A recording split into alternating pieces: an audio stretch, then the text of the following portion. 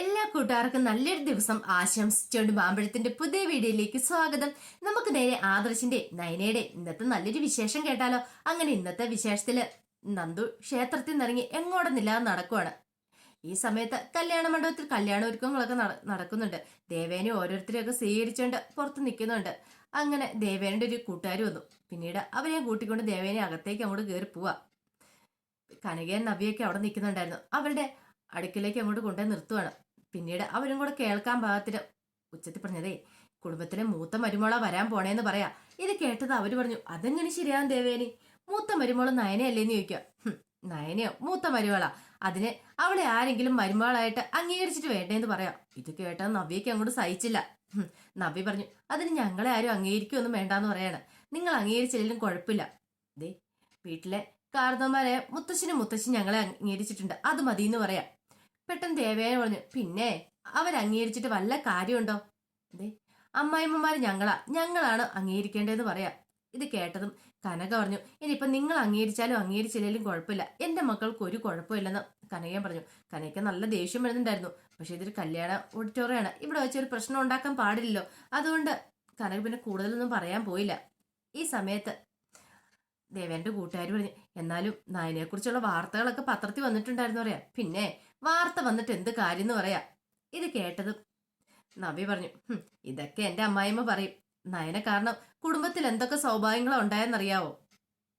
ജൂവലറിയിലെ ഈ ഇടെ തന്നെയാണ് കോടികളുടെ ബിസിനസ് നയന കാരണം നടന്നത്, ലാഭം ഉണ്ടായത്. അത് മാത്രമല്ല, ഇപ്പൊ എന്തിനേറെ പറയുന്നു, അനാമ ഇട്ടേക്കുന്ന ജൂവലറി പോലും നയനെ ഡിസൈൻ ചെയ്ത. പിന്നെ അതിനേക്കാൾ ഉപരി ഈ പറയുന്ന ആൾക്കാർക്ക് ഇട്ടിരിക്കുന്ന എന്റെ നയനെ ഡിസൈൻ ചെയ്ത ജൂവലറിയാ. എന്നിട്ടാണ് വലിയ അഹങ്കാര വർത്താനം പറയാനെന്ന് പറയാ. ഇത് കേട്ടാൻ ദേവേനിക്ക് അങ്ങോട്ട് ഇഷ്ടപ്പെട്ടില്ല. ദേവേനി ചവിട്ടി കുലിക്കാൻ അങ്ങോട്ട് പോവാണ്. ഈ സമയം ആ സ്ത്രീ പറഞ്ഞു, എന്നാലും ഇതൊരു കുറെ കഷ്ടം തന്നെയാ. ഇപ്പോഴിങ്ങനെയാണെങ്കിൽ മിക്കവാറും ആ പെൺകുട്ടി വീട്ടിലേക്ക് കയറി വന്നു കഴിയുമ്പോ എന്തായിരിക്കും സ്ഥിതി എന്ന് പറയാം. പെട്ടെന്ന് അഭി പറഞ്ഞു, അതിനകത്തൊന്നൊരു വലിയ കഥയില്ല. അവള് വന്നിട്ടുണ്ടെങ്കിൽ മിക്കവാറും ഞങ്ങളെ കൊണ്ട് അവൾക്ക് വേണ്ടിയിട്ട് അടിമപ്പണി ചെയ്യുമായിരിക്കും. എന്റെ കാര്യം കുഴപ്പമൊന്നുമില്ല, ഞാൻ എങ്ങനെ പിടിച്ചു നിൽക്കും, എനിക്ക് പ്രശ്നമൊന്നുമില്ല. പക്ഷേ എങ്കിലും നയനയുടെ കാര്യമോ, അവൾ ഇനിയും മാറിയില്ലെങ്കിൽ, അവൾക്ക് ഇനിയും മാറ്റം ഉണ്ടായില്ലെങ്കിൽ പ്രശ്നമോ. അവൾ ഇനി മാറിയില്ലെങ്കിൽ ചിലപ്പോ നല്ല പണി തന്നെ കിട്ടൂന്ന് പറയാം. പക്ഷെ ഒരു കാര്യമുണ്ട്, അവൾക്ക് എന്തെങ്കിലും മാറ്റം വന്നിട്ടുണ്ടെങ്കിൽ ഈ പറയുന്ന അവളുടെ അമ്മായിമ്മയൊക്കെ ഓടുന്ന വഴി കാണത്തില്ലെന്ന് പറയാണ്. ഈ സമയം നന്ദുവിനെ അവിടെ എങ്ങും കാണാഞ്ഞിട്ട് അനി അവിടെ എല്ലാം ഇങ്ങനെ നോക്കുന്നുണ്ട്. പക്ഷെ അവിടെ എങ്ങും നന്ദുവിനെ കാണുന്നില്ല. നന്ദു ഇത് എവിടെ പോയി? പെട്ടെന്ന് വിഘ്നേഷ് അങ്ങോട്ട് വന്നു. അവനോട് ചോദിച്ചു, എടാ നന്ദുവിനെ ഇവിടെ എങ്ങും കാണുന്നില്ലോ. ദേ, നീ ഈ സമയത്ത് ഇനിയിപ്പൊ നന്ദുവിനെ പറ്റി അന്വേഷിക്കൊന്നും വേണ്ട കേട്ടോ. അല്ലെങ്കിൽ നീ ഇനിയിപ്പൊ എന്തിനാ നന്ദുവിനെ അന്വേഷിക്കുന്നേ? ദേ, നീ അനാമയെ കുറിച്ച് ചിന്തിച്ചാൽ മതി എന്ന് പറയാം. എന്നാലും എടാ ഒരെന്നാലും ഇല്ലെന്ന് പറയാണ്. ഈ സമയം ആദർശിന്റെ അടിയിലേക്ക് ആദർശിന്റെ ഫ്രണ്ട് വന്നിട്ട് ചോദിച്ചു, അല്ല എന്തേ മൂർത്തി സാർ വന്നിട്ടില്ലേന്ന് ചോദിക്കാം. മുത്തശ്ശൻ വന്നിട്ടില്ല, മുത്തശ്ശന് കല്യാണം കൂടാൻ വരാൻ പറ്റിയില്ല. ഡോക്ടർമാര് വിട്ടിട്ടില്ല, ഐസിയിലാണല്ലോ. ഭയങ്കര ആഗ്രഹമായിരുന്നു മുത്തശ്ശന് കല്യാണം കൂടണമെന്നുള്ളത്. പക്ഷെ എനിക്ക് വരാൻ പറ്റിയില്ല. അത്രയ്ക്ക് നല്ല സ്ഥിതിയൊന്നുമല്ല. കുഴപ്പമില്ല, ഇനിയിപ്പോ കല്യാണമൊക്കെ കഴിഞ്ഞ് കഴിയുമ്പത്തേനും അനുഗ്രഹം മേടിക്കാനായിട്ട് ഇവര് പോയിക്കോളൂ എന്നൊക്കെ പറയുവാണ്. പിന്നീട് ആദർശം അങ്ങോട്ട് വന്നു കഴിഞ്ഞപ്പോഴത്തേനും അജയൻ പറഞ്ഞു, എടാ അനിയെ വിളിച്ചോണ്ട് വാ, അവനെ കൊണ്ടൊന്ന് മണ്ഡപത്തിലേക്ക് ഇരുത്താൻ പറയണം. അങ്ങനെ ആദർശ് പോയി അനിയെ വിളിച്ചോണ്ട് വരുവാണ്. അനിയുടെ മുഖമാണ് വല്ലാതിരിക്കുക, വല്ലാത്തൊരു ടെൻഷനൊക്കെ ഉണ്ട്. അങ്ങനെ അനിയെ കൊണ്ടുവന്ന് മണ്ഡപത്തിലേക്ക് കൊണ്ടുവന്ന് അനാമിയുടെ അച്ഛനും അമ്മയുടെ കാല് തൊട്ട് അനുഗ്രഹമൊക്കെ മേടിക്കുവാണ്. അങ്ങനെ അനിയെ കൊണ്ടുവന്ന് അവിടെ ഇരുത്തുവാണ്. ഈ സമയത്തല്ല അനിയുടെ കണ്ണുകൾ പോകുന്നത്. നന്ദു അവിടെ ഇവിടെ നിൽക്കുന്നുണ്ടോന്നാ നോക്കുന്നത്. പക്ഷെ അവിടെ ഒന്നും നന്ദുവിനെ കണ്ടുമില്ല. ഇവളിത് എവിടെ പോയി? ഈ സമയം നയന നവിയോട് പറഞ്ഞു, അവളെ കാണുന്നില്ല നന്ദുവിനെ. അപ്പൊ കനക പറഞ്ഞു, ഒരു പക്ഷെ ഇവിടെ ഉണ്ടായിരിക്കും, മാറി നിൽക്കുന്നുണ്ടായിരിക്കും എന്ന് പറയാം. പക്ഷെ എന്തോ ഒരു വല്ലാത്ത ബുദ്ധിമുട്ട് നയനയ്ക്ക് തോന്നുന്നുണ്ട്. ഇതുവരെ ആയിട്ടും നന്ദുവിനെ കണ്ടിട്ടില്ല. ഒരുപക്ഷെ കല്യാണം കൂടാനായിട്ട് അവൾക്ക് ബുദ്ധിമുട്ട് കാണും, അതുകൊണ്ടായിരിക്കും നിൽക്കാത്തതെന്ന് ഓർത്തു. ഈ സമയം നന്ദു വേറൊരിടത്തും ആയിരുന്നില്ല. നേരെ നടന്നൊരു പാലത്തിന്റെ അടുത്തേക്ക് വരുവാണ്. വലിയൊരു ആറാ താഴെ. അങ്ങനെ നന്ദു അവിടെ നിൽക്കുക. എന്നിട്ട് താഴേക്ക് നോക്കി കുറെ സമയം ഇങ്ങനെ നിൽക്കുക. അപ്പൊ അതൊക്കെ അങ്ങോട്ട് അത്തലേക്ക് അങ്ങോട്ട് കയറി നിൽക്കുവാണ്. ഇതൊന്നും അറിയത്തില്ലാതെ അനി വിവാഹം കഴിക്കാനായിട്ട് അവിടെ ഇരിക്കുക. അനിയുടെ മനസ്സ് നിറയും അവളൊക്കെ നന്ദുവിനെ കുറിച്ചുള്ള ഓർമ്മകളായിരുന്നു. നന്ദുവിന് അതുപോലെ തന്നെയാണ്. നന്ദുവിന്റെ മനസ്സിൽ ആ സമയത്ത് ചിന്തകള് അനിയെക്കുറിച്ചുള്ള കുറെ ചിന്തകളാണ്. താന് അവനെ ആദ്യമായിട്ട് കണ്ടതും പിന്നെ അവന്റെ കൂടെ ബൈക്കിന് പുറകെ പോന്നു, ഫുഡ് കഴിക്കാൻ പോന്നു. അതൊക്കെ ഓർത്തു കഴിഞ്ഞപ്പോഴത്തേനും നന്ദുവിന്റെ കണ്ണൊക്കെ അറിയാതെ നിറഞ്ഞൊഴുകുന്നുണ്ട്. എന്ത് ചെയ്യണമെന്ന് അറിയത്തില്ലാത്ത വല്ലാത്തൊരവസ്ഥയായിരുന്നു ആ സമയത്ത് നന്ദുവിന്. പിന്നീട് നന്ദുവിനെ കാണാതെ വന്നപ്പോഴത്തേന് ആദർശനോട് നയന പറഞ്ഞു, ആദർശേട്ടാ നന്ദുവിനെ ഇവിടെയും കാണുന്നില്ലോ എന്ന് പറയണം. അവൾ എവിടെ പോകാനാ, ഇവിടെ എവിടെയെങ്കിലും കാണുമായിരിക്കും, എവിടെയെങ്കിലും മാറി നിൽക്കുന്നുണ്ടായിരിക്കും എന്ന് പറയാം. പിന്നീട് ദേവയാനിയോട് വന്നിട്ട് വേറൊരു അതേ മോളെ വിളിച്ചോളൂ കേട്ടോ, മുഹൂർത്തത്തിന് ഏതായാലും സമയമായെന്ന് പറയാണ്. അങ്ങനെ രേവതി നമുക്ക് പോയി അനാമിക മോളെ വിളിച്ചോണ്ട് വരാമെന്ന് പറഞ്ഞിട്ട് അവർ രണ്ടുപേരും കൂടെ അകത്തേക്ക് എങ്ങനെ ചെല്ലുവാണ്. ഈ സമയത്ത് അനാമിക ഒരുക്കം എല്ലാം കഴിഞ്ഞ് സ്വന്തം സെൽഫിയൊക്കെ എടുത്തോണ്ടിരിക്കുമായിരുന്നു. ഈ സമയത്താണ് ദേവേനയും കൂടെ അങ്ങോട്ട് വരുന്നത്. അങ്ങനെ രേവതി വന്നിട്ട് പറഞ്ഞു, ആഹാ മോളിവിടെ സെൽഫി എടുത്തിരിക്കണോ, ബാ കല്യാണത്തിന് പോകണ്ടേന്ന് ചോദിക്കണം. ഞാൻ വരുമോ അമ്മയെന്ന് പറയണ.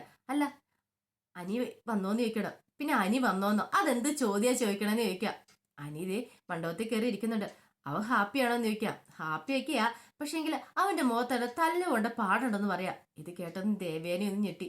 ദേവേനി പെട്ടെന്ന് പറഞ്ഞു, അത് തല്ലുകൊണ്ട പാടൊന്നും അല്ലെന്ന് പറയണം. പിന്നെ അതെ അവന് ബാത്റൂമിൽ കയറിയപ്പോ കഥകൊന്ന് വന്ന് ഇടിച്ചതാന്ന് പറയണം. ഓ അങ്ങനെയല്ലേ. ഇത് കേട്ട് കഴിഞ്ഞപ്പം രേവതി പെട്ടെന്ന് പറഞ്ഞു, കണ്ടിട്ടുണ്ട് അങ്ങനെ പറയത്തില്ല, തല്ലിയ പോലെ പാടാ കിടക്കണേന്ന് പറയണം. പെട്ടെന്ന് ദേവേനെ പറഞ്ഞു, അതെ അവന്റെ കാര്യത്തിൽ അങ്ങനെ ഒരു പ്രശ്നമേ അങ്ങനത്തെ ഒന്നിനെ കുറിച്ച് നിങ്ങൾ ചിന്തിക്കുക പോലും വേണ്ടെന്ന് പറയണം. ഈ സമയം അനാമിക ശരിയാ, അവൻ അങ്ങനെ തല്ലുകൊള്ളിയൊന്നും ആണെന്ന് എനിക്ക് തോന്നുന്നില്ല, ഇതുവരെ ഒരു പ്രശ്നത്തിനും പോയതായിട്ട് എനിക്ക് അറിവില്ലെന്ന് പറയണം. ദേവേനെ പറഞ്ഞു, മോള് പറഞ്ഞ കാര്യം ശരിയാ, അവൻ ഇതുവരെയായിട്ടും അങ്ങനെ ഒരു തല്ലുകൊള്ളിത്തരത്തിനും പോയില്ല. എന്റെ ആദർശ് കാര്യം എനിക്ക് അവനെ അറിയാവോ. കല്യാണം കഴിഞ്ഞപ്പോ ആദർശിന് കുറെ മാറ്റങ്ങളൊക്കെ ഉണ്ടായി, പക്ഷെ അവനിലൊരു മാറ്റം ഉണ്ടാവുമെന്ന് എനിക്ക് തോന്നുന്നില്ല, കാരണം അവന്റെ സ്വഭാവം അങ്ങനെയാ. അതുകൊണ്ട് മോൾ ധൈര്യമായിട്ട് മോൾക്ക് അങ്ങോട്ട് വരാം, അവനെ കൊണ്ട് ഒരു പ്രശ്നം ഉണ്ടാകത്തില്ല. മോളെ പൊന്നുപോലെ അവൻ നോക്കൂന്ന് പറയണം. ഇതോടെ കേട്ട് കഴിഞ്ഞപ്പോഴത്തേനും അനാമികയ്ക്ക് ഭയങ്കര സന്തോഷമായി. പിന്നീട് അനാമികനെ കൊണ്ട് അവരുടെ കൂടെ അങ്ങോട്ട് വരുവാണ്. ഈ സമയത്തെല്ലാം വല്ലാത്ത ടെൻഷനില്ല അനി ഇരിക്കുന്നത്. അനി ഇങ്ങനെ നോക്കുന്നുണ്ട് അങ്ങോട്ടും ഇങ്ങോട്ടും ഒക്കെ. ഇത് കണ്ടു കഴിഞ്ഞപ്പോഴത്തേനും ജയൻ പെട്ടെന്ന് പറഞ്ഞു, അവന്റെ മുഖത്ത് എന്തോ ഭയങ്കര വെപ്രാളമൊക്കെ ആണല്ലോ ജാനകി എന്ന് പറയാണ്. ജാനകി മനസ്സിൽ പറയും, അതെ വെപ്രാളം അതുകൊണ്ടല്ല, ആ മുട്ടച്ചില്ലേ അവളെ കാണാത്തോണ്ടാന്ന് പറയാണ്. നീ എന്തൊക്കെയാ പറയണേ, ഈ സമയത്ത് ഇങ്ങനെയൊന്നും പറയരുതെന്ന് പറയാം. ദൈവത്തെ ഓർത്ത് ഏട്ടത്തിയോടൊന്നും ഇത് പറയരുത് കേട്ടോ, കല്യാണം കഴിഞ്ഞ് പിന്നെ അത് മതി ഒരു കുടുംബകലം ഉണ്ടാകാനായിട്ട്, വെറുതെ എന്തിനാ പ്രശ്നങ്ങൾ ഉണ്ടാകുന്നേ. ഇതുവരെയായിട്ടും ഞാൻ അതിനെക്കുറിച്ചൊന്നും പറഞ്ഞിട്ടില്ല അജയേട്ടാ, പക്ഷേങ്കില് ഇനിയിപ്പോ എന്തെങ്കിലും ഒരു പ്രശ്നം ഉണ്ടാക്കാനായിട്ട് അവള് മുതിർന്നിട്ടുണ്ടെങ്കിൽ ഞാൻ വെറുതെ ഇരിക്കത്തില്ല, ഞാൻ ഉറപ്പായിട്ടും എല്ലാവരോടും പറയുമെന്ന് പറയാം. ഇത് കേട്ട് കഴിഞ്ഞപ്പോ അജയൻ പറഞ്ഞു, ഇതൊന്നും മിണ്ടാതിരിക്കുക, ഇനിയിപ്പം ഇതാരും കേൾക്കണ്ട നീ പറഞ്ഞിട്ടെന്ന് പറയാം. അപ്പോഴെല്ലാം അനിയുടെ മുഖമാണെങ്കിൽ വല്ലാത്ത സങ്കടഭാവത്തിലായിരുന്നു, എന്ത് ചെയ്യണമെന്ന് അറിയത്തില്ലാത്തൊരവസ്ഥ. അങ്ങനെ അനാമികനെ അങ്ങോട്ട് കൊണ്ടുവരുവാണ്. അനാമിക എങ്ങനെ വന്നു, നിലവിളക്കൊക്കെ പിടിച്ചങ്ങോട്ട് വരുവാണ്. നിലവിളക്കൊക്കെ കൊണ്ടുവന്ന് കൊടുത്ത് അജയന്റെ ജാനകിയുടെ അനുഗ്രഹമൊക്കെ വാങ്ങുകയാണ്. പിന്നീട് അനിയുടെ അരിയിലേക്ക് ഇരിക്കുകയാണ്. അങ്ങനെ ഇരുന്ന് കഴിഞ്ഞപ്പോഴത്തേനും അനിയുടെ മുഖത്തേക്ക് നോക്കിയപ്പോഴത്തേനും കടന്നൽ കുത്തിയ പോലെ ഇരിക്കുന്നത്. പെട്ടെന്ന് അനാമി ചോദിച്ചു, എന്താ നിന്റെ മുഖത്തൊരു സന്തോഷമില്ലാത്ത, ഡള്ളായിട്ടിരിക്കുന്ന എന്താന്ന് ചോദിക്കേ. ഒന്നുമില്ല, ഒരു പ്രശ്നമില്ലെന്ന് പറയണം. അങ്ങനെ പറഞ്ഞിട്ടുണ്ടെങ്കിലും അനിയുടെ കണ്ണുകൾ തിരയുന്ന മൊത്തം നന്ദൂനിയായിരുന്നു. അവളിത് എങ്ങോട്ട് പോയി, ഒരു പക്ഷെ തന്റെ വിവാഹം കാണാൻ പറ്റില്ലാത്തതുകൊണ്ട് അവൾ എങ്ങോട്ടെങ്കിലും മാറി എന്നാണോ, അങ്ങനെ ഒരു ചിന്ത പോലും അനിയുടെ മനസ്സിലുണ്ട്. പിന്നീട് കാണിക്കുന്ന ഉപേന്ദ്രന്റെ ഗുണ്ടകൾ റോഡിന്റെ സൈഡിൽ നിൽക്കുകയാണ്. ഈ സമയത്ത് ഉപേന്ദ്രന്റെ കാർ അങ്ങോട്ട് വരുവാണ്. എടാ നിന്നോടൊക്കെ ഞാൻ എന്താടാ പറഞ്ഞേപ്പിച്ചേ, ഇവിടെ നിൽക്കാനാണോ പറഞ്ഞേ, ഓഡിറ്റോറിയത്തിലേക്ക് പോകാൻ പറഞ്ഞിട്ടോ. അത് ഞങ്ങൾ പോകാൻ തുടങ്ങുമായിരുന്നു, ഇനി എപ്പോ പോകാനടാ, മുഹൂർത്തത്തിന് കുറച്ച് സമയം മാത്രമേ ബാക്കിയുള്ളൂ. ഇത് കേട്ടപ്പോൾ ഇപ്പൊ തന്നെ പോകാന്ന് പറയണം. പിന്നെ നിന്റെയൊക്കെ ആ വണ്ടിയും കൊണ്ട് പോയിട്ട് ഇന്നത്തെ കാലത്ത് ചെല്ലും, ഇങ്ങോട്ട് കയറടാ എന്ന് പറഞ്ഞിട്ട് കാറിലേക്ക് കയറ്റുവാണ് അവന്മാരെ പിടിച്ച്. ഇപ്പൊ ചെന്നാലേ കാര്യങ്ങളൊക്കെ നടക്കുള്ളൂ, ഈ സമയത്ത് എന്തെങ്കിലും ചെയ്തില്ലെങ്കിലേ പിന്നെ പണം കിട്ടിയെന്ന് വരത്തില്ല. ഈ ഉപേന്ദ്രനോട് കളിച്ചാൽ എങ്ങനെ ഇരിക്കുന്നതിന് അവനെ കാണിച്ചു കൊടുക്കുന്നുണ്ട്. കാരണം വേറെ ഒരിടത്തല്ല, അനന്തപുരി തറവാട്ടിലെ മോനല്ലേ വിവാഹം കഴിക്കാൻ പോകുന്ന അവളെ. അപ്പൊ പിന്നെ ഈ സമയത്ത് തന്നെ പിടിച്ചാലോ നമുക്ക് കാര്യങ്ങളൊക്കെ നടക്കുള്ളൂ എന്ന് പറയാം. അങ്ങനെ അവന്മാരെ കൂടി കൂട്ടിക്കൊണ്ട് നേരെ കല്യാണ മണ്ഡപത്തിലേക്ക് അങ്ങോട്ട് ചെല്ലുവാണ്. അങ്ങനെ കാർ അങ്ങോട്ട് കൊണ്ടുപോയി നിർത്തി. പിന്നീട് ഉപേന്ദ്രൻ അങ്ങോട്ട് പറഞ്ഞു, അതെ എന്ത് ചെയ്യണമെന്ന് എനിക്കറിയാം, അവൻ ഇങ്ങോട്ട് ഇറങ്ങി വരണം, അല്ലെങ്കിൽ അവനെ ഒന്ന് വിളിച്ചു നോക്കാം, അവൻ ഇറങ്ങി വരുമോ നോക്കട്ടെ, ഇല്ലെങ്കിൽ നമുക്ക് അങ്ങോട്ട് കയറി ചെല്ലാന്ന് പറയാം. ഇത് കേട്ട ഗുണ്ടകൾ പറഞ്ഞു, അതെ മുതലാളി എന്ത് പറഞ്ഞോ അത് ഞങ്ങൾ അനുസരിക്കുമെന്ന് പറയാണ്. പിന്നീട് ഉപേന്ദ്രൻ്റെ അവിടെ നിൽക്കുക. ഉപേന്ദ്രൻ്റെ അവിടെ നിന്നിട്ട് ഫോൺ എടുത്തിട്ട് നേരെ വേണുവിൻ്റെ നമ്പറിലേക്ക് വിളിക്കുകയാണ്. അപ്പം മുഹൂർത്തത്തിനുള്ള സമയം ഇപ്പം പൂജാരി പറഞ്ഞു ഇനിയിപ്പം 5 മിനിറ്റൂടെയൊക്കെ മുഹൂർത്തത്തിനുള്ളതെന്ന് പറയാണ്. പിന്നീട് അങ്ങനെ അതിന് വേണ്ടുന്ന കാര്യങ്ങൾ, താലികെട്ട് ചടങ്ങിന് വേണ്ടുന്ന കാര്യങ്ങളൊക്കെ നോക്കുവാണ്. ഈ സമയത്ത് നയനയുടെ കണ്ണുകൾ തിരയുന്ന നന്ദുവിനെയാ. പക്ഷെ നന്ദു അവിടെയെങ്ങും ഉണ്ടായിരുന്നില്ല. ഇതെവിടെ പോയി നന്ദു, എന്നാലും ഒരു ഐഡിയയും കിട്ടുന്നില്ലോ. ദൈവം ഇനിയിപ്പോൾ എവിടെയും മാറിയിരിക്കുന്നുണ്ടോ, ചിലപ്പോൾ അതായിരിക്കും കെട്ട് കാണാനായിട്ട് ബുദ്ധിമുട്ടുള്ളതുകൊണ്ട് നന്ദു മാറിയിരിക്കുന്നതായിരിക്കും എന്നൊരു ചിന്തയായിരുന്നു നയനയുടെ ഉള്ളിലുണ്ടായിരുന്നേ. ഈ സമയത്താണ് വേണുവിന്റെ ഫോൺ ബെല്ലടിക്കുന്നത്. ഫോൺ ബെല്ലടിച്ചതും അനാമികയും രേവതി എല്ലാവരും ഒന്ന് ഞെട്ടി. ദൈവം ഇത് ആരായിരിക്കും പോലും വിളിക്കുന്നുള്ളേ. അങ്ങനെ കോൾ എടുത്തു കഴിഞ്ഞിട്ട് ഉപേന്ദ്രൻ പറഞ്ഞു, ആണോ? ആ, ഉപേന്ദ്രൻ്റെ അല്ല, വേണു പറഞ്ഞു, ആണോ? ആ, എന്നാ ശരി ശരി, ആ എന്നാ വെച്ചോളാൻ പറയണം. പെട്ടെന്ന് തന്നെ അയാളുടെ മുഖം അങ്ങോട്ട് മാറി. ഈ സമയം അടുത്തുനിന്ന് രേവതി ചോദിച്ചു, ആരാന്ന് ചോദിക്കണം. ഉപേന്ദ്രനാന്ന് പറയണം. അത് കേട്ടതും അനാമികയും കൂടെ ഒന്ന് ഞെട്ടി. അനാമികയ്ക്ക് മനസ്സിലായി പണി പാളി എന്നുള്ള കാര്യം. അയാൾ ഇവിടെ വന്നിരിക്കുന്നു. രേവതിയുടെ മുഖമൊക്കെ ആണെങ്കിൽ വിളറി വെളുത്ത് നിൽക്കുക. ഇനി എന്ത് സംഭവിക്കുക ഏത് നിമിഷം. പെട്ടെന്ന് തന്നെ വേണു പറഞ്ഞു, അതെ ഞാൻ ഇപ്പോൾ വരാം, എൻ്റെ വേണ്ടപ്പെട്ട ഒരു ഫ്രണ്ട് വന്നിട്ടുണ്ട്, ഞാനൊന്ന് അവരൊന്ന് സ്വീകരിച്ചോണ്ട് വരട്ടെ എന്ന് പറഞ്ഞിട്ട് ആരോടും പിന്നെ കൂടുതലൊന്നും മറുപടിക്ക് കാലത്തിരിക്കാതെ അങ്ങോട്ട് ഇറങ്ങി പോവാണ്. അങ്ങോട്ട് ചെന്ന് കഴിഞ്ഞപ്പോഴത്തേനും ഉപേന്ദ്രൻ അവിടെ നിൽക്കുന്നുണ്ടായിരുന്നു. ഉപേന്ദ്രനെ കണ്ടതും പെട്ടെന്ന് തന്നെ വേണു വന്നിട്ട് പറഞ്ഞു, ഉപേന്ദ്ര എനിക്ക് കുറച്ച് സമയം കൂടെ വേണമെന്ന് പറയണം. എന്ത് കുറച്ച് സമയം? ഇനി നിനക്ക് എന്തിനാ കുറച്ച് സമയം തരുന്നേ? എടാ, നിന്നെപ്പോലെ ഒരു ചതിയനെ ഞാൻ കണ്ടില്ല. കല്യാണത്തിനെന്നെങ്കിലും നീ പണം തരൂന്ന് ഞാൻ വിചാരിച്ചു. പക്ഷേങ്കിൽ നിനക്ക് അതിനുള്ള പുറപ്പാടില്ലെന്ന് എനിക്ക് മനസ്സിലായി. അതുകൊണ്ടാണ് ഞാൻ ഇങ്ങോട്ട് വന്നേന്ന് പറയണം. ഉപേന്ദ്ര, ദൈവത്തെ ഓർത്ത് പ്രശ്നം ഉണ്ടാക്കല്ല. നിനക്ക് തരാനുള്ള പണം ഞാൻ തരൂന്ന് പറഞ്ഞാൽ തരും. എന്ന് തരും? എപ്പ തരും? അല്ല അത് പിന്നെ അത് പറയാൻ ബുദ്ധിമുട്ടുണ്ടല്ലേ? അല്ല ഞാനൊരു കാര്യം ചോദിച്ചിട്ടെ, നിന്റെ പെണ്ണിന് നീ എത്ര പവനാ കൊടുത്തിരിക്കുന്നേ? ഒരു 110 പവന. ഓഹോ, അപ്പൊ ഒരു 10-65 ലക്ഷം രൂപയുടെ മുതലുണ്ട്. കൊള്ളാം. എടാ, ഇതിന്റെ പകുതിയെങ്കിലും എനിക്ക് തരുമായിരുന്നെങ്കിൽ ഞാൻ നീ പ്രശ്നത്തോട് വരുമായിരുന്നോ? ഇല്ലായിരുന്നല്ലോ. അത് ഉപേന്ദ്ര, ഞാൻ തന്നോളാം, കല്യാണം കഴിഞ്ഞ ഉടനെ തന്നോളാം. എന്ന് തരും? എപ്പ തരും? അത് പിന്നെ ഇന്ന് തരുവോ? അല്ല ഇന്ന് തരാൻ പറ്റില്ല, ഞാൻ നാളെ തന്നോളാം. എടാ, ഇതിങ്ങനെ ഞാൻ കുറെ കേട്ടുണ്ട്, നാളെ നാളെ നീളെന്നും പറഞ്ഞ്. ഇപ്പൊ നീ രക്ഷപ്പെടാൻ വേണ്ടി ഇങ്ങനെയൊക്കെ പറയും. കല്യാണം കഴിഞ്ഞ് കഴിഞ്ഞിട്ടുണ്ടെങ്കിലേ നീ നിന്റെ ഭാര്യയും കൂടെ മിക്കവാറും ഈ ഇവിടുന്ന് കടന്നു പോകുന്നീ. എനിക്കറിയാലോ നിന്നെ, അതുപോലത്തെ സ്വഭാവമല്ലേ നീ കാണിച്ചു കൂട്ടുന്നത്. അതുകൊണ്ട് ഇനി ഒരു അവധി അങ്ങോട്ട് തരാൻ വകുപ്പില്ല. ഒരു കാര്യം ചെയ്യാം, പൈസ ഇപ്പൊ കിട്ടണം. ഇല്ലെങ്കിലുണ്ടല്ലോ ഈ കല്യാണം മുടങ്ങുമെന്ന് പറഞ്ഞുകൊണ്ട് കോളറിന് അങ്ങോട്ട് കയറി പിടിക്കുവാണ് വേണുവിന്റെ. പെട്ടെന്ന് വേണു പറഞ്ഞു, എന്താ ഞാൻ, നീ കൂടെ ഒന്നും പറയണ്ട, പൈസ എനിക്ക് ഇപ്പൊ ഈ നിമിഷം കിട്ടണം.